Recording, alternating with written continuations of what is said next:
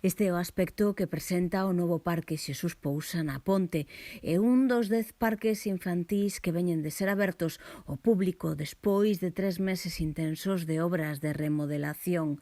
Era un compromiso do concelleiro de Medio Ambiente que hoxe facía realidade por a disposición dos nenos e nenas da cidade 11 renovados espazos, sumando da semana pasada, pero haberá máis.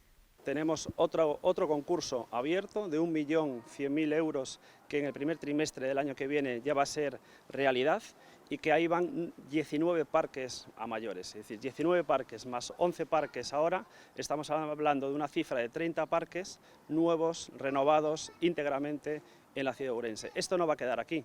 Queremos más, queremos hacer un Ourense mucho más sostenible, mucho más verde y donde los niños puedan disfrutar de estos parques infantiles y al mismo tiempo también conciliar mucho mejor de esta manera la vida laboral y familiar de las personas de Ourense.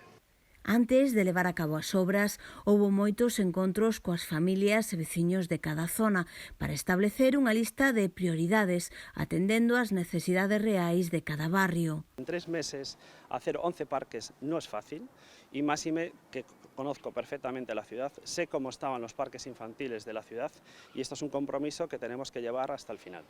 Na mente de Jorge Pumar un gran proxecto, a reforma integral do Xardín do Posío, que agarda estea licitado en 2022. Porque es un proyecto muy ambicioso, es el pulmón verde de la ciudad de Ourense, es un proyecto que lo cogí desde la raíz, quiero llevarlo a cabo.